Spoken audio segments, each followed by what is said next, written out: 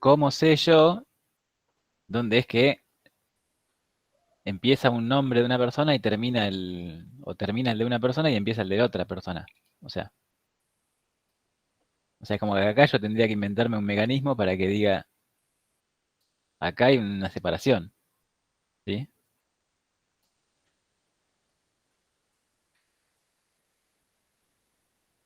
¿Se entiende Sí, se la entiende. problemática? Sí, sí. Bueno, entonces ahí es donde hay que empezar a, digamos, a ponerse, digamos, creativo, decir, ah, bueno, no, utilizo, no sé, quizás como dice, digamos, HTTP, carry return line feed, ¿sí? Como separador. Y podría sugerir. Con lo cual excluyo de que estos, que son non-printable characters, sean parte, ¿no? de un nombre. O sea, nadie podría llamarse, tipo, incluir este carácter o este otro carácter no imprimible como parte de su nombre, ¿sí?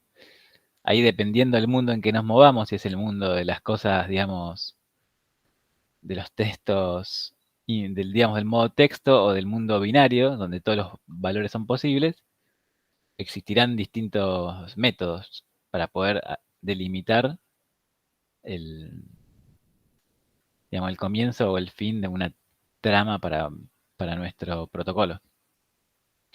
Que ahí Claro, si, estaban, claro, si ustedes tuviesen que transferir código binario, es decir, no texto, eh, recuerden, en algún momento ustedes vieron, no con nosotros creo, pero sí en comunicación de datos, mecanismos de transparencia de datos, donde se usa el concepto de stuffing and stuffing. No sé si se acuerdan.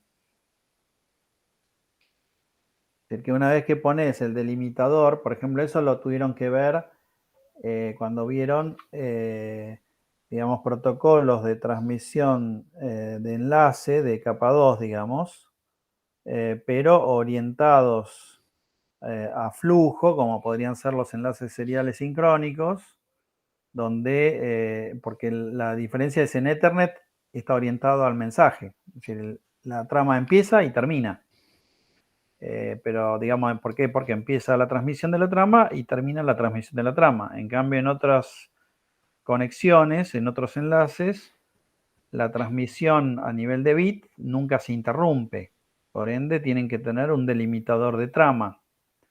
Y si hay un delimitador de trama y quiero que ese código no me imponga una restricción en los datos que puedo intercambiar, tengo que generar un concepto de, digamos, de transformación de los datos para que los datos no incluyan ese delimitador de trama. Entonces se hace el famoso bit o byte stuffing and stuffing. ¿Recuerdan eso? Sí, me acuerdo que era una cadena de, no me acuerdo si eran un bit, un byte, donde si aparecía ese mismo valor, creo que era 10 10 10 o algo así, se le ponía un uno en vez de un cero y se corría la cadena. Claro. Ahí lo que está mostrando Nico es el byte stuffing, cuando el enlace está orientado al byte. Por ejemplo, podría ser si quieren hacer un mecanismo así en una conexión TCP que está orientada al byte. Entonces van a tener que definir un byte como delimitador de mensaje y después definir, digamos, un mecanismo de escape para indicar que lo que sigue tiene que ser interpretado como un dato y no como un delimitador. ¿Está? Si querés, Nico, explicar lo que ahí demostraste. sí, acá básicamente está mostrando, o sea, que tengo una trama, que la trama se eligió delimitarla por lo que se llaman, digamos, un valor reservado, es un flag, ¿sí?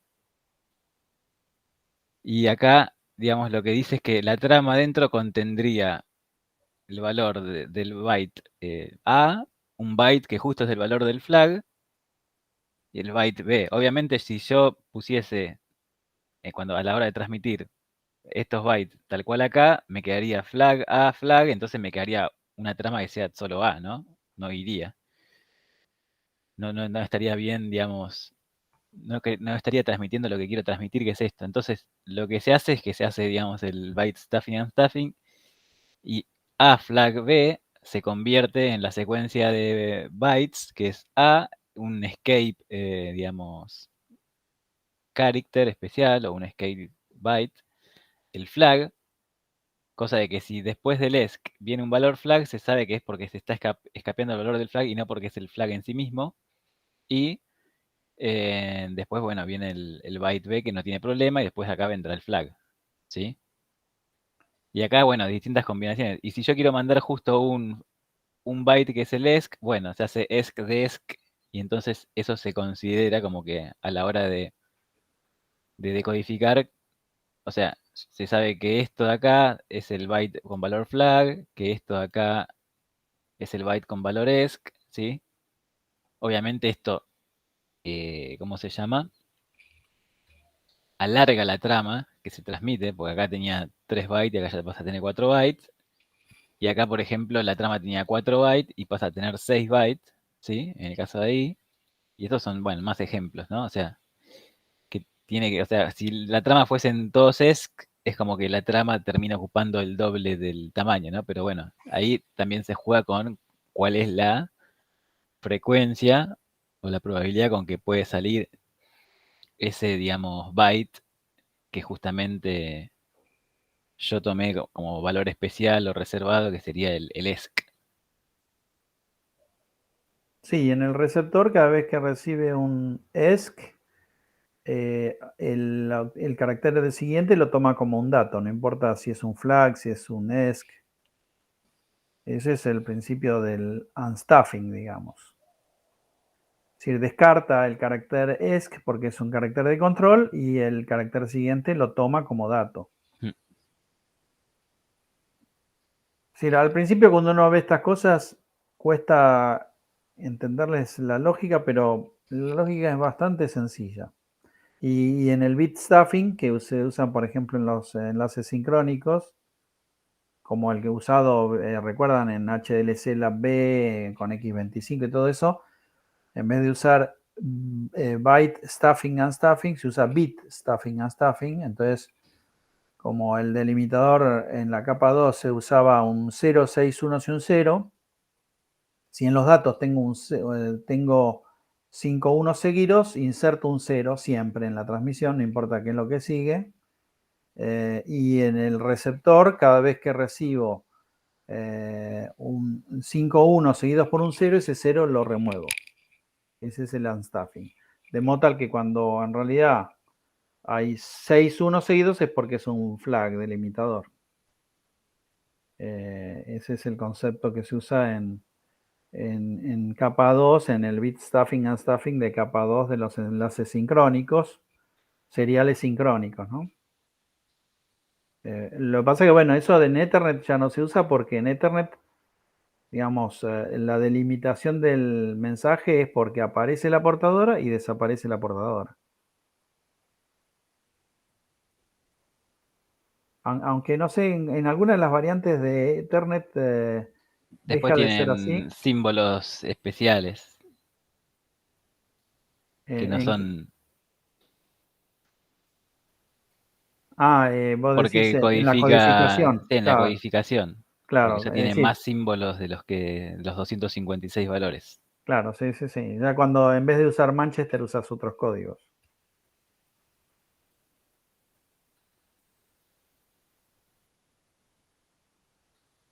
Entonces, bueno, resumiendo, o sea, cosas que uno le ve de ventaja a UDP es que, bueno, TCP al tener todo el intercambio del handshake para establecer la conexión, tiene, digamos, en general una mayor latencia, ¿sí? Para cosas sencillas. Si nos queda el color verde, pero no es porque sea algo bueno o algo malo. En UDP, digamos, se tiene, bueno, mayor simplicidad, ¿sí? Y menor latencia. Pero bueno, TCP nos da, digamos, control de errores. Nos da, digamos, control de secuencias, se asegura que la información llega en orden, ¿sí? A su vez, hace, digamos, control de congestión, control de flujo, lo cual permite que los, digamos, ya sea el transmisor se regule frente a la red, ¿sí? Eso sería frente a la red, en su velocidad de que está, digamos, insertando información, o que el transmisor se regule frente al receptor, que no lo desborde, ¿sí? Cuando yo, digamos, voy a UDP, yo no tengo nada de eso, o sea, yo podría estar inyectando más información de que la red sea capaz de procesar, generando digamos, de que realmente todo empiece a andar mal, ¿sí? Porque estoy sobresaturando la red, llevándolo a una condición de sobrecarga peor, con lo cual lo poco que andaba quizás empieza a andar peor.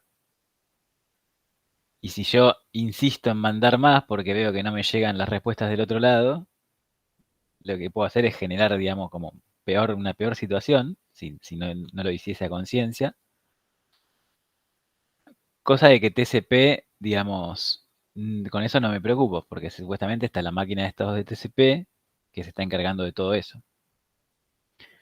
Por otro lado, lo mismo, UDP no tiene ningún mecanismo nativo para ver cómo está el receptor, con lo cual podría estar también, digamos, desbordando al receptor y no a la red. Con lo cual, todas estas cosas que no tiene, si uno las quisiese llevar a UDP, ¿qué es lo que hay que hacer?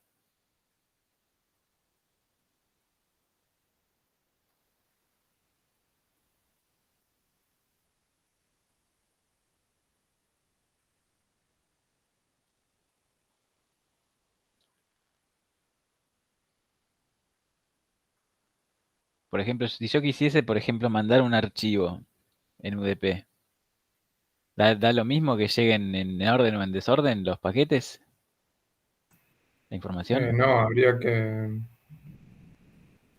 saber qué tan grande es el bloque que se está mandando, tener alguna forma de identificar qué bloque es, cómo armarle una secuencia y de esa forma poder rearmarlo. Y si no te llegó algún bloque, pedirlo de nuevo.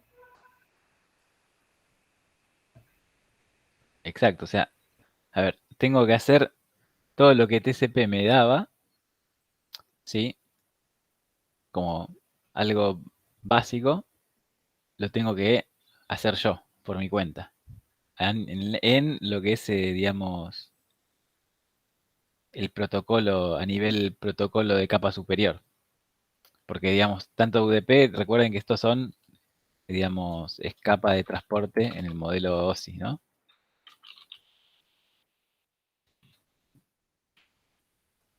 Es la 4. Pero si yo quisiera, por ejemplo, un control de secuencia o un control de error o algo así, lo tengo que implementar, digamos, en capas, digamos, típicamente de aplicación, ¿sí?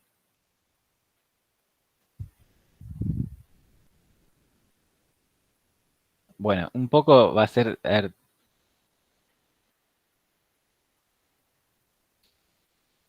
va a ser enfrentarnos con algunos de estos desafíos, no obviamente todos, porque todos son, digamos, como quizás es mucho, pero eh, el tema de la delimitación, digamos, va a tener que ser considerado. El tema del orden de los paquetes también, ¿sí? Y bueno, van a ver que, a ver, a nivel software para ustedes va a ser como mucho más, digamos, sencillo o abstraído. Básicamente lo que van a tener es un recurso que se llama socket, ¿sí? Que una vez que ese socket, digamos, esté creado, ese socket se va a poder estar, digamos, se va a poder utilizar para mandar ya sea datagramas UDPs, ¿sí? O segmentos TCP. Pasa que ustedes no van a decir, quiero mandar un datagrama UDP o quiero mandar un segmento TCP. No, simplemente van a hacer una operación de escritura o lectura, write en el socket, ¿sí? De un, digamos, determinado, simplificarlo, ¿sí? Ya sea el caso 1 o el caso 2, ¿sí? De verdad acá variarán porque, digamos, el write se podrá utilizar en condiciones especiales y si no se utilizará el send to, ¿sí? Es donde se le especifica una dirección. Y lo mismo, bueno, va a existir la contraparte de cada una de estas, ¿no? El read, ¿sí? Y el skip from, por decirlo de alguna manera. De verdad son como 5, por decirlo de alguna manera, 5 system. Estas son funciones que son especiales que se llaman system call, ¿sí? Va a haber 5 para escribir y 5 para leer. Donde acá las 5 son porque también tenemos el send a secas. Bueno, después hay unas de bajo nivel, que se llaman write B, que esas no las vamos a ver. ¿Sí? El receive, por acá.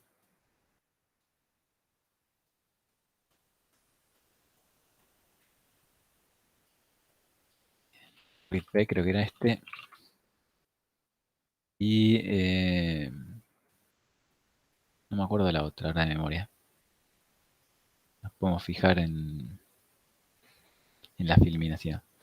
Pero bueno, la diferencia es que, por ejemplo, el write, no sé si se acuerdan, este write también lo podían usar para escribir un archivo. Los que hicieron algoritmos 2 o, o, o que hicieron en algoritmos 1. O sea, básicamente tenían digamos, esa función, le pasaban un file descriptor, ¿sí? Que en este caso es socket, ¿sí? O sea, lo loco de esto es que eso es un file descriptor. Recuerden que el Unix es un sistema, digamos, operativo orientado a archivos, con lo cual un montón de recursos terminan siendo expuestos como, digamos, file descriptors, ya sea, podría ser a veces un pedazo de memoria compartida o un determinado dispositivo de hardware, ¿sí? Como un puerto USB o cosas así, que se ven como se abren y se tratan como si fuesen un file, ¿sí? Entonces después con las funciones, digamos, de sistema con las cuales operan sobre los files, con algunas limitaciones o no, podrían, digamos, utilizar esos dispositivos o recursos compartidos. Entonces, ustedes van a vivir en este mundo de estas, digamos, de estas system calls, y arriba, digamos, de todo esto que van a ser buffers de datos que le van a devolver esas system calls, es donde van a tener que enfrentarse con estos desafíos de, uy, hay que hacer el byte stuffing and stuffing, o hay que inventar un mecanismo de delimitación, ya sea, sí, de que se defina, o voy a tener que inventar alguna manera, eh, digamos, en mi protocolo que se arme en UDP para decir, che, me tengo que dar cuenta cuando se cambió, se alteró el orden, o, ¿sí? O que no me llegó o que me perdí de algún datagrama en la secuencia de datagramas, ¿sí? Así que eso va a ser un poco digamos, Sí, también pensaba, Nico, en lo que recién decías de alterar, es decir, que se dé cuenta que está alterado el orden. Obviamente, me imagino que te referías a control de secuencia, pero también me vino a la memoria lo de la codificación, ¿no? Porque si las plataformas no son compatibles, por ejemplo, en la codificación de los datos, hay que adaptar los datos a una codificación común. Mm. Eso cuando usábamos el H2N, el N2H, todo eso, ¿no? ¿Era? Sí, eso es para leer el número del puerto, más que nada, o Sí, sea, esas cosas. pero Después, digamos, podría ocurrir, en general, viste, con plataformas, la mayoría de las plataformas usan procesador Intel, pero ¿qué pasaría si una plataforma usa sí, procesador, ARM, por ejemplo. claro, que en vez de, ya no me acuerdo, Intel, que es Big Endian, Creo que sí, sí. pero podrías usar una plataforma, otra plataforma de tipo RISC o Motorola, viste, otras plataformas y usan Little Endian y tenés que cambiar el orden de los datos, cómo codificar los datos, ¿no? Pasa que eso, bueno, son funciones de la capa de presentación. Claro, pero Que- que en la API, como no estamos usando una capa de presentación, no estamos, si TCP y UDP no incluyen funcionalidades de presentación. Entonces hay que hacerlo a mano, digamos, en la aplicación, ¿no? O hacer referencia a alguna biblioteca de funciones que me dé esa prestación.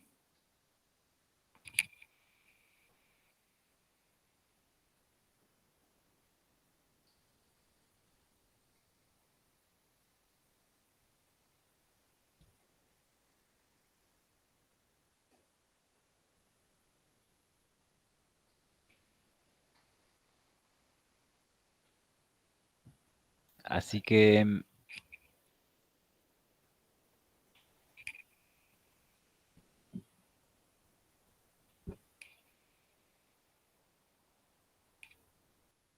digamos, lo que tenía en mente, para no, digamos, no complicar por- con el tema de la definición de un protocolo que esté ligado a una aplicación o algo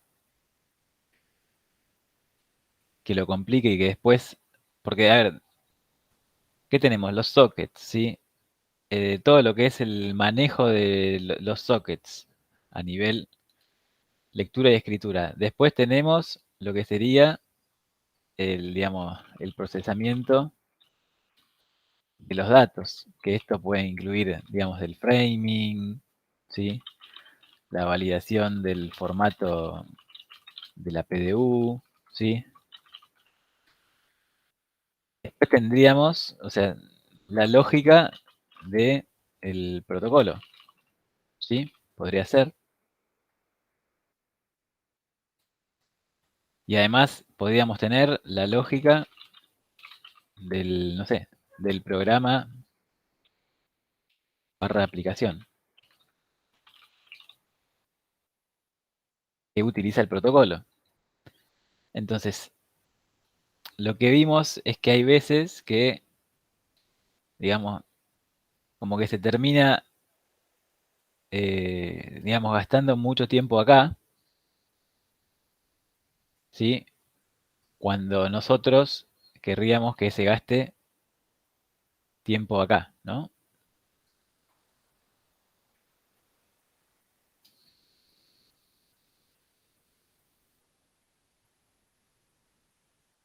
¿Y por qué pasa esto? Bueno, porque a veces, nada, por más tonto que parezca algo, o sea, termina, termina consumiendo, digamos, tiempo y recursos en, por ejemplo, establecer de que se respete la lógica de este programa o aplicación o lo que sea, que sea la función que haga.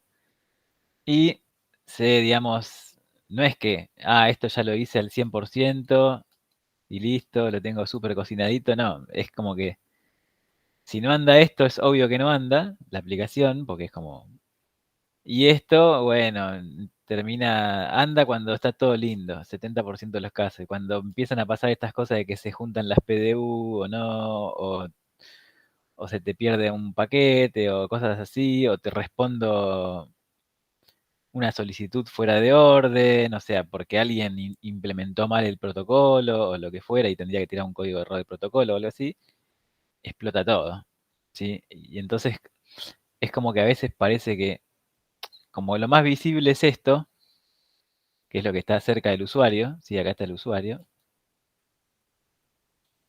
es como que uno termina, lo más evidente que no ande es cuando no anda el programa, si no hace lo que se quiere que haga, y esto de acá que queda como relegado a que surjan, digamos, ese 30% de casos en que no andaría, podría surgir o podría no surgir, ¿no? Cuando no es una cuestión de cuándo surge o cuándo no surge, sino que uno tiene que diseñar o hacer o implementar con, digamos, la biblioteca de Socket un determinado protocolo. Y quiere que eso ande siempre.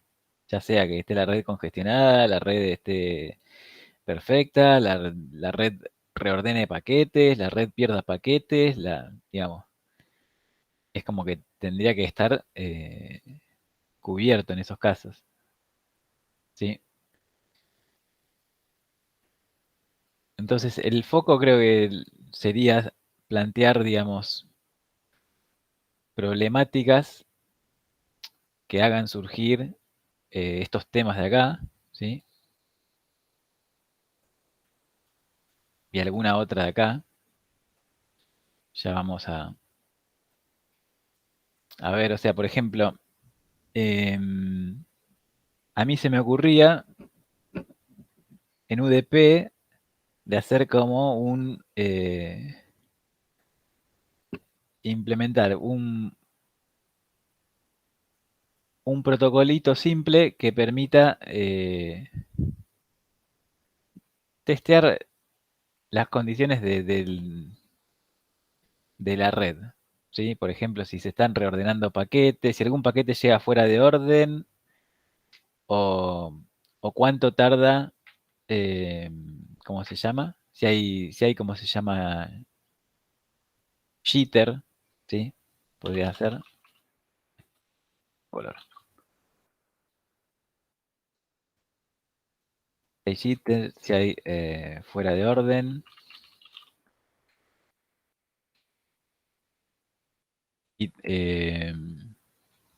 también podríamos, si lo permiten las funciones, medir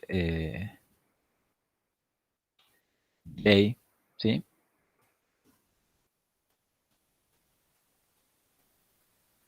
Con UDP, ¿sí? Entonces, bueno, el fuera de orden, esto implicaría que, por ejemplo, uno tiene que agregar de alguna manera un número de secuencia y definido en el protocolo de usarse. El jitter implicaría, digamos, que utilicen timestamps, ¿sí?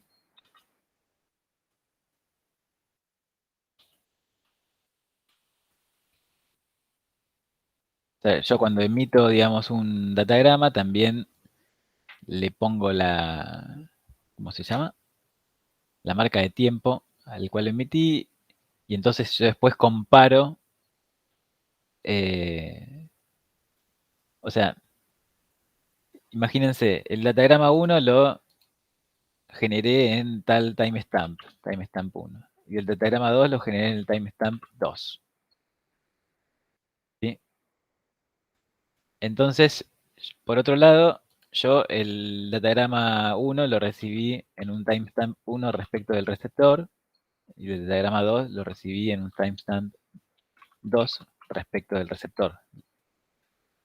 Yo podría saber, digamos, si hay variación del delay o no, en el sentido que digo, el delay entre paquetes original o ideal era ¿Cuánto?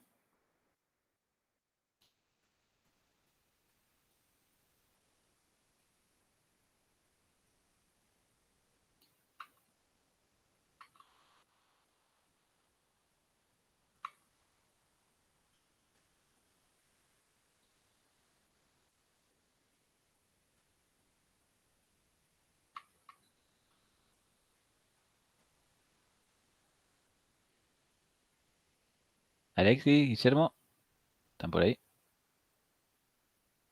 Sí, estoy. Sí. ¿Cuál es el delay entre paquetes original?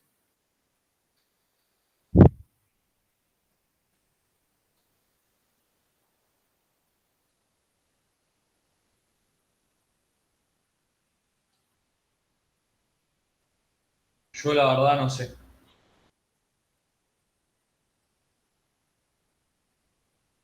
Yo tampoco.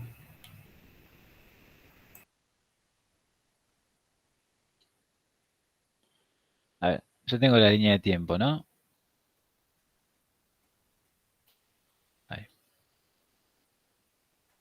Estoy diciendo que un paquete lo mando en un instante de tiempo y otro paquete lo mando en otro instante de tiempo. ¿Sí? Llamemos este instante de tiempo TS1 y este TS2. ¿Cuál es la separación entre los paquetes de tiempo?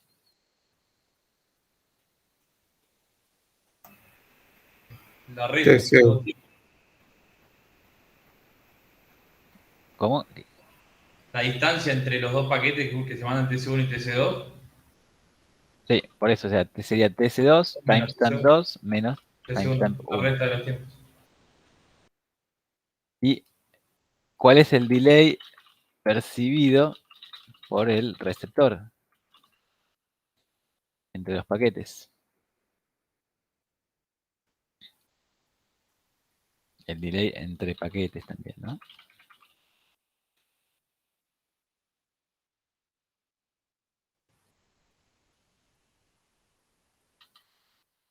Es TS2R menos TS1R. ¿Sí? Entonces yo podría decir, tipo, que estos son parecidos, no son parecidos, varían en el tiempo, no varía.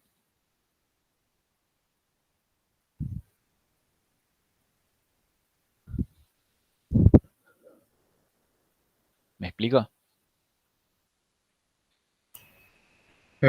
Sí, vos lo que querrías hacer es ver cómo van variando estos números a medida que le vas mandando más mensajes. Por eso, yo en vez de mandar, digamos, solo 2, podría mandar n o mandar hasta que apague el programa y ver cómo va, digamos, variando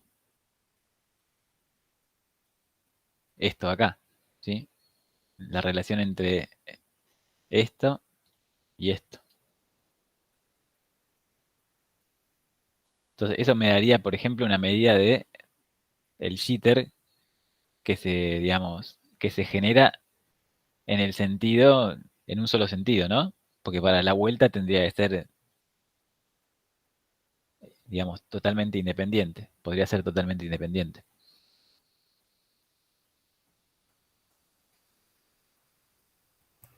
Está bien.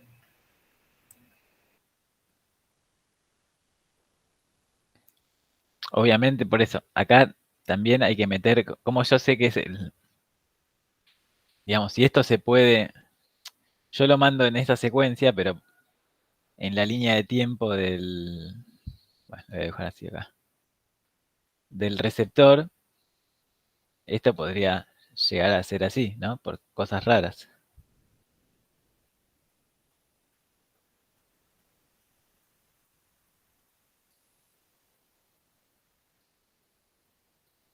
¿Me explico? Sí. Sí, Reordenarse, o sea, incluso peor, TC1 no puede llegar. o no llegar por eso. Bueno, son cosas que, digamos, podríamos usar, digamos, o tendría que uno, por lo menos, no confundir. Eso sería un poco en este caso, de lógica de acá del programa de aplicación, para decir, bueno, no voy a dar una métrica que no sea cualquiera. O sea, si voy a hacer un medidor de jitter, ¿sí? O, o voy a hacer una cosa de si hay reordenamiento de paquetes en la red, ¿sí? Bueno, tengo que hacer esa lógica acá, ¿no? Entonces, digamos, yo tendría como que calcular eso igual va a estar definido. Calcular cuál es el delay. Obviamente, sí, solo sí, las cosas llegan como en la secuencia aquí, digamos, correcta. ¿Sí? Si a mí me llega, eh, no sé, acá, obviamente, no solo, digamos, el timestamp es un tiempo. También acá está no sé, el número de secuencia, ¿no? También. Tipo, este es el datagrama 1, este es el datagrama 2, ¿sí? Y entonces decir, che, pero me llegó primero el 2 y después me llegó el 1. Entonces acá yo podría decir, ups, hubo un problema, digamos, ya podría tener información para acá, para decir, hubo, no sé, tantos paquetes fuera de orden. ¿Mm? Y si no, bueno, si están en orden, calcular, digamos, cómo viene el tema del jitter, ¿sí? Es decir, medí tantos pares digamos, de estos delta de acá, ¿sí? Este delta idealmente, ¿cuánto tendría que ser? Si no hay jitter.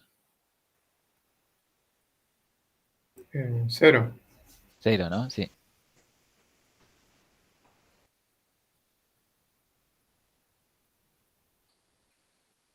Bueno, y después vamos a hacer una cuenta más para el delay. Y creo que con eso un poco ya tienen, digamos, como medio para entretenerse.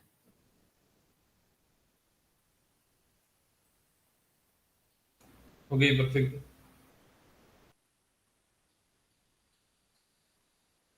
Y después, con respecto a la parte de TCP, lo que haríamos sería eh, alguna especie de API sencillita o algo así, o de ejecución remota de algún cálculo o algo, donde obviamente eh, haya que hacer una delimitación de la PDU, ¿sí? Un framing, una validación del tipo de dato que se le manda para hacer la operación esa, y después una respuesta que tengan que calcular simple y devolverla, ¿sí?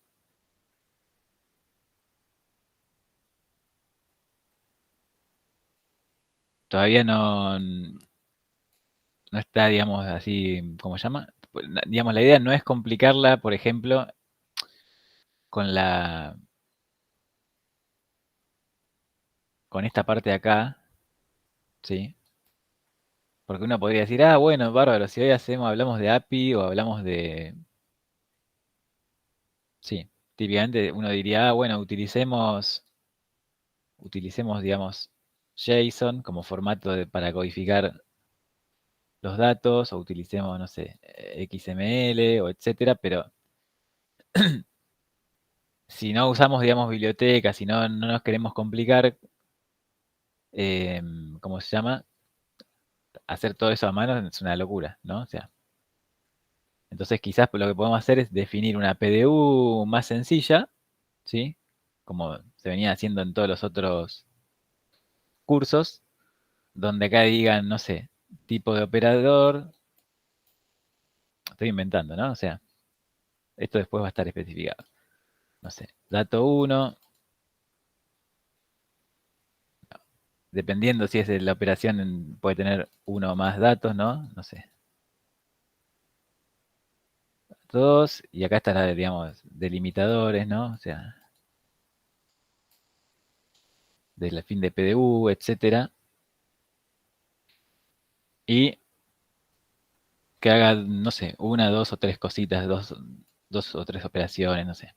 No tiene por qué ser una cuenta matemática, podría ser concatename dos strings, dame vuelta las letras de dos strings, o poneme una, no sé, mezclame las palabras, las letras de una palabra en otra, digamos, inter, hacer interleaving, no sé, alguna cosa que sea como un desafío y una respuesta, que obviamente implique que me doy cuenta cuándo empieza, qué tipo de operación es, qué tipo de, digamos, cuándo empieza un dato, cuándo termina el otro dato, y cuándo termina, digamos, la PDU de la operación, o etcétera, porque durante esa, digamos, conexión TCP se van a poder mandar varias de estas durante una, digamos, misma, ¿sí? Durante una misma conexión. Ok. Entonces, eso va, digamos, va a enfrentarlos con el desafío, digamos, del framing, de cómo decir, che, ¿cuándo hay una PDU entera? Ah, el formato de la PDU está bien, o sea, esto, el tipo de operación es válido. Para ese tipo de operación, el tipo de dato uno es válido o el tipo de dato 2 es válido, ¿sí? Y responder acorde, ¿no? O sea, por ejemplo, no sé, si acá estaba sumando y le paso string, tipo, no sé, error 400, tipo, bad data type, etcétera. Sí, que responda, va a estar, digamos, definido lo que tendría que responder el, el de acá, ¿no? O sea,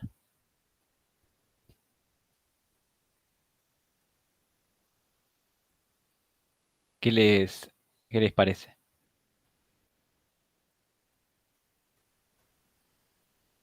Bien interesante. O sea, yo tengo que, nada, procesar todo esto y Esto, o sea, después si quieren lo podrían usar ustedes como genéricamente para otras cosas, ¿no? O sea, yo qué sé, si decís, ah, mira, quiero aprender a apagar una luz vía, no sé, vía TCP. Y bueno, agarrás, te parsea bien la operación y bueno, que vos después con una Raspberry Pi le decís que ponga el pin de un GPIO en uno o en cero y o prende un LED o acciona un transistor o etcétera.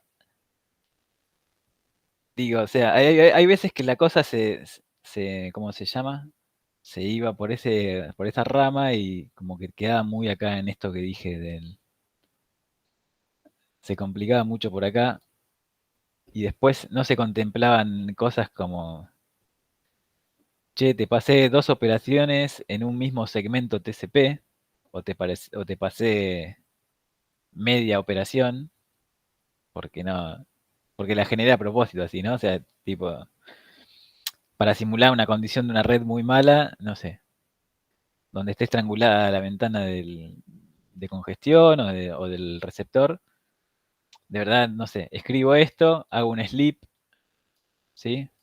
Y escribo la otra parte del lado del transmisor, y entonces del lado del receptor hay, digamos, hay dos reads que leen dos porciones de lo que sería una potencial PDU, y bueno, hay que hacer ahí un... Igual eso no se preocupen que hay unas funciones que nosotros les vamos a facilitar y les vamos a explicar, digamos, de cómo funcionan, que hacen esto.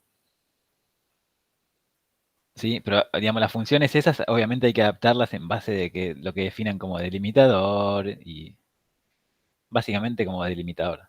Porque, porque lo que harían es, ok. voy leyendo datos y, digamos, cuando tenga alguna PDU candidato, tengo que devolver ese dato de PDU candidato para que después alguien me diga si es una PDU válida. O sea, La PDU candidato significa hacer el framing, ¿sí? Hacer el, che, mirá, acá encontré el carácter especial este. Bueno, listo. Esto de acá puede ser una PDU. No lo puedo asegurar porque tendría que ver si respeta todo lo que el protocolo define. Como, el tipo de operación, el tipo de datos para esa operación, y etcétera. Si eso está mal, no está acorde a lo definido, es una PDU inválida, ¿no? Si está todo bien, es una PDU válida y se procesará, se dará, digamos, procesamiento de la información y listo, se responderá en consecuencia. Y si tiene un error, se responderá en consecuencia.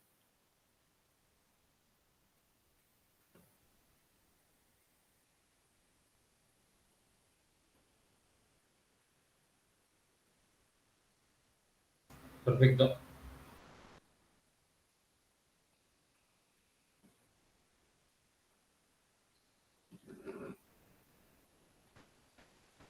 Una cosa, Nico, Sí. ahora a las 19 defiendo un TP de otra materia, así que me voy a retirar. Pero nada, voy a ver todo esto para seguir arrancando con... Dale, o sea, yo igual acá más o menos les tiraba la idea para que la vayan, digamos, pensando en qué consiste esto. Lo que les decía es, no sé cuán factible es que de acá al jueves vean esos videos para así el jueves con un, digamos, con un entorno digamos, de programación, probamos, hacen consultas, hacemos pruebas, dicen, a ver, ponete a hacer sniffing de esto, hacer tal cosa, y esto cómo funciona, para que terminen de entender un poco eh, En, digamos, en mi caso, lo de la clase. rindo el jueves, así que yo lo había puesto por el grupo, Sí, así que no es tan factible de mi lado. No sé, Alexis. Igualmente, nada, si se graba la clase, después la puedo ver. sí, es que no es una clase, digamos, es una clase de No, práctica, consulta. de consulta. Sí, sí, sí. Bueno, Si no, digamos, si no hay consultas, la clase va a quedar medio vacía, por eso. ok, Eh, esa es mi situación. y del TP2, El TP2, en mi caso, nada, está en proceso. Estoy haciendo los escenarios. Justo me topé con un problema que lo voy a preguntar por mail por esta cuestión que dije de la defensa, pero justo me topé con algo de la redistribución de OSPF y nada, lo quería preguntar, pero puedo armar la consulta por mail y preguntarlo. Eh, nada, ok. esa es mi situación también. Vos, Alexis, Yo también estoy en proceso, hice algunos escenarios de prueba y, y ahora estoy viendo cómo cambiar de una versión a la otra para comparar los escenarios, pero voy bien. ok. Porque ahora tenemos que empezar a trabajar en paralelo con esto, o sea, si no, se va para que terminen en diciembre, a fin de diciembre. No me acuerdo las fechas, pero